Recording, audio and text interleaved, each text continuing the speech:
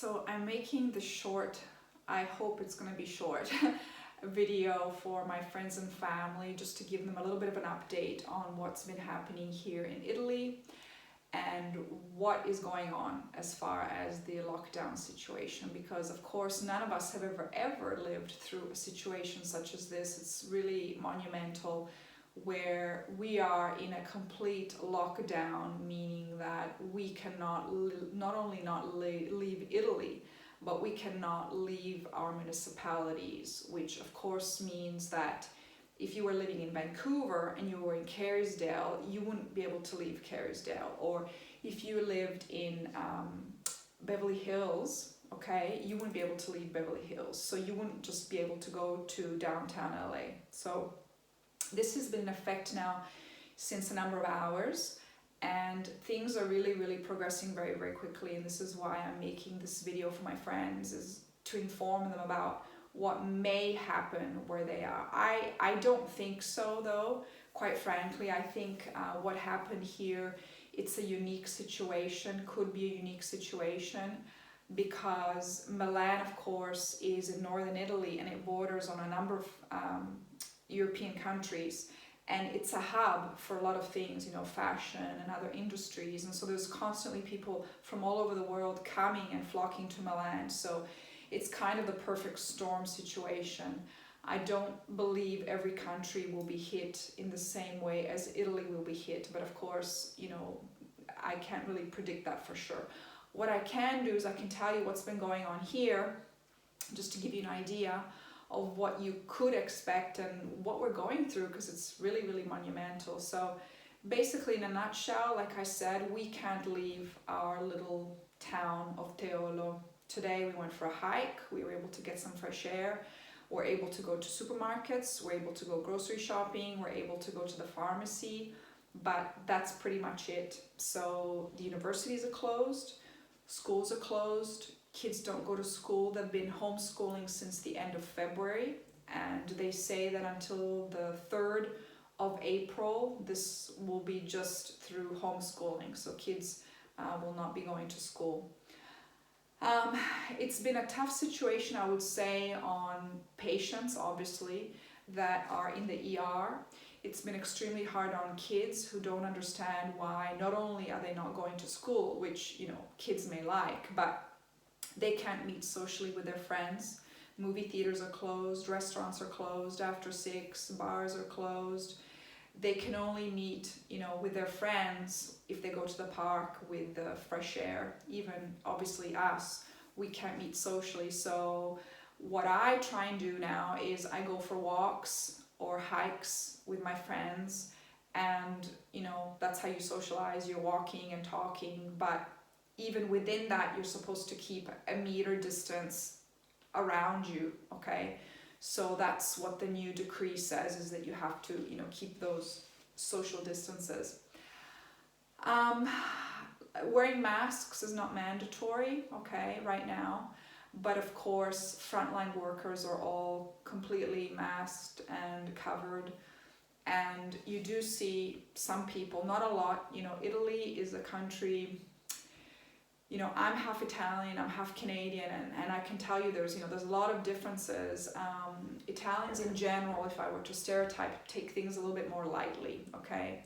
So they're a population that throughout history has sort of always been able to get around things, right? And so,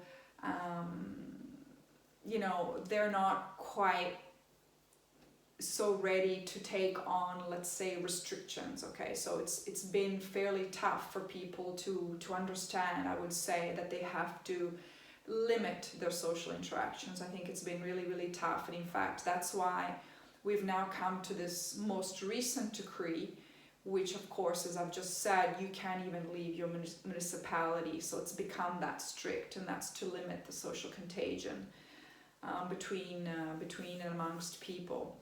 So we're certainly following the guidelines. We're also, you know, have hand sanitizers everywhere. You can get ready with hand sanitizers. I've got the little bottles, you know, everywhere. I keep them in my car. I keep them in my handbag. and I use them. You actually have to use quite a lot. You have to wet your palm completely, and not only clean your palm, but especially your fingers, I've been told, and your thumb like this, because of course you touch everything with your fingers. So it's very, very important. To give you an example, today I went to the pharmacy, and I had to wait my turn, meaning that only one person at a time is allowed in the pharmacy, okay? And when you're called in, you don't necessarily have to be wearing a mask because the staff is wearing a mask. But I was wearing one of those, blue, just normal, regular masks, not the really heavy duty ones. And I was wearing latex gloves, and I had on my little glasses that I wear when I'm, working on the computer. Because of course you've got to make sure you cover all your mucous membranes, and most people know about the mouth and the nose, but they forget about the eyes. So you've got to make sure that, if you are in a dangerous situation where there's, high risk of contagion, that you would wear some kind of shield on your eyes. I saw that in China they were wearing like goggles, the goggles that you wear when you go swimming. So those work apparently really, really well. So anyways, they called me. I had to wait my turn. I had my little mask on, like I said, and my glasses, and I had my latex gloves. And I went in, and they're completely covered, the pharmacists, with everything possible. And they're wearing gloves to here. And they clean the counter as soon as you arrive. They clean the counter as soon as you leave. And then when you leave, if you're not wearing gloves, you have to clean your hands with a sanitizer, both as you're coming in as well as you're going out, okay, so twice. So this is the way kind of our life has completely changed. Or when I go grocery shopping now with my daughter, I do wear a mask grocery shopping, because there's just a large volume of people that are in the supermarkets, and also it's been proven through some studies in Wuhan that the virus stays in the air at least for another hour. So if an infected person has been in the vicinity, you can enter that room and be infected. Now, I don't want to make you paranoid or make you freak out, okay? Because as we know, it's a virus with a very low mortality rate. The problem, more than anything, is that the hospitals and the staff working in the hospitals are overburdened with patients, okay? They just don't have enough manpower to deal with them. And most importantly, there's not enough equipment. I mean, there's just not enough respirators, there's not enough equipment in the ICU. So that's what makes this so dangerous, is it spreads so quickly. And if there's, 100 people coming into the ER every hour, and they only have 100 beds, you do the math, you can understand that you're not going to be treated, you or your grandma or, your loved one or someone that that is going to be affected more strongly by this virus, okay? So we went to the grocery store, we had a little mask on, and of course I wear my gloves because I want to make sure, just in case, I may have it, we may have it, you may have it, and you may not have symptoms. So you could be giving it to other people. So I make sure I wear my mask. Also, in respect of others, I put on my gloves so that I don't, go around touching everything. In case, like I said, if I have something or if somebody else had touched it. And I wash my hands constantly. I mean, my hands are kind of raw because I probably wash them about 100 times a day, between washing with water and soap and with the 70% solution that I've told you about, 70% alcohol solution. So, it's been kind of crazy that way.